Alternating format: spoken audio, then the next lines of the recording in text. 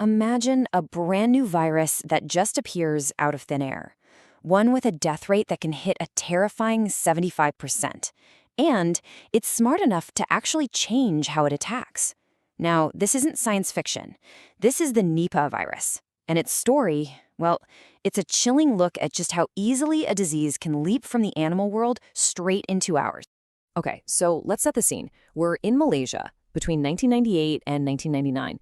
Pig farmers there are starting seeing this really strange, really aggressive illness just sweeping through their farms. First was the animals, but then pretty quickly, the people who were taking care of them started getting sick too.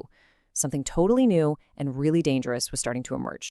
The locals even had a name for it. They called it barking pig syndrome. And this wasn't just some normal cough, you know? It was this incredibly harsh, shocking sound, so distinctive that it literally became the name for this mysterious illness that was just carrying through their farms. And this is where the whole thing goes from a local mystery to a full-blown public health crisis. You see, the illness wasn't staying in the pig pens. The exact same people who were working side by side with these sick animals, the farmers, the handlers, they started coming down with these severe symptoms of their own. And that led to a terrifying question. What is this thing? And how in the world is it jumping from animals to people? So investigators get on the ground and they start trying to piece this puzzle together. What they saw in the pigs was pretty clear. High fevers, that crazy barking cough. But they also found signs of encephalitis, which is a really dangerous swelling of the brain. The truly alarming part? The exact same severe encephalitis was showing up in the people who worked with the pigs. The connection, it was just undeniable. So now you have a new disease jumping from animals to humans. Identifying the culprit became a desperate race against time. A whole global team of scientists just scrambled to find the source and figure out how it was spreading before it could get any further. And here it is. In 1999, they finally isolated a completely new virus, Nipah.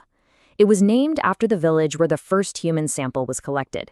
It turns out it's a type of paramyxovirus, part of the same big family as viruses you've probably heard of, like measles and mumps. And they confirmed it was zoonotic. All that means is that, yes, it had absolutely jumped from an animal source. So how did it actually make that leap? This breaks it down perfectly. The virus's natural home, what scientists call its reservoir, is the fruit bat. The bats carry the virus, but they don't get sick from it. Investigators think that these bats somehow contaminated the environment around nearby pig farms. The pigs then became what's called an amplifying host. They got sick, and the virus just multiplied like crazy inside their population. And that made it way easier to then spill over into the humans who were in close contact with them every day. So the outbreak in Malaysia was eventually brought under control by culling over 1 million pigs. It was a drastic move, but it worked. And for a little while, it seemed like the threat was over. But Nipah, it wasn't done. When it showed up again, it had learned a few new tricks. After that first big outbreak, the virus just went quiet. And then, in 2001, bam, it resurfaced, this time in Bangladesh and later in India.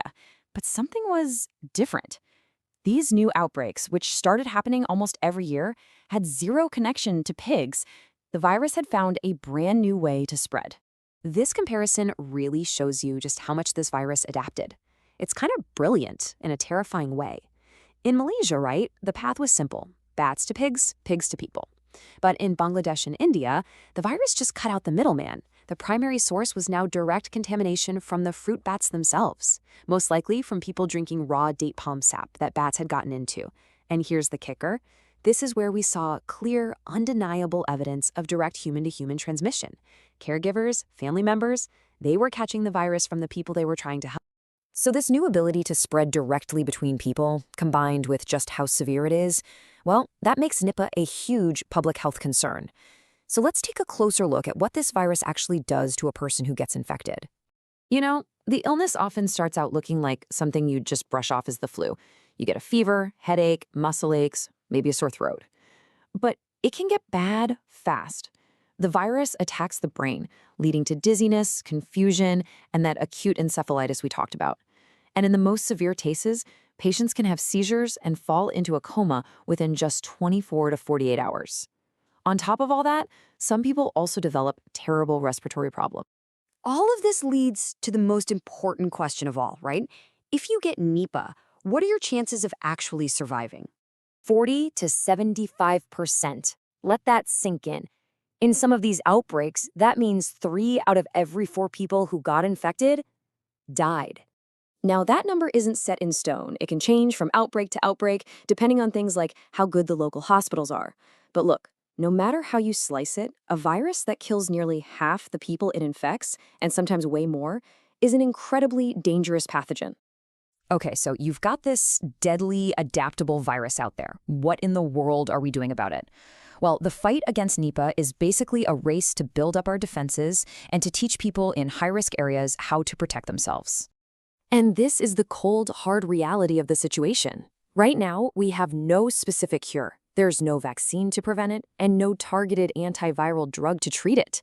The only thing doctors can do for a patient is provide intensive supportive care, which basically means helping the body fight like heck by managing all the symptoms and supporting vital functions like breathing.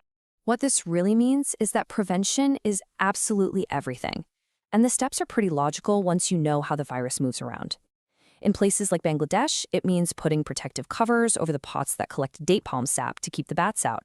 It means always boiling the juice and washing fruit really, really well. And maybe most importantly, it means practicing good hygiene and avoiding unprotected contact with anyone who's sick. The good news is the global health community is taking this threat very, very seriously. The World Health Organization has flagged Nipah as a priority disease. Basically, that means it's on a very short list of pathogens that pose a major risk to public health and for which we urgently need to speed up the research and development of new vaccines and treatments. At the end of the day, the story of Nipah is about so much more than just one virus. It's a stark reminder that the wall between animal diseases and human diseases, it's a lot more fragile than we like to think. It's a warning shot, really. And it leaves us with a critical question. Knowing that spillover events like this are going to happen again, how prepared are we really for the next one?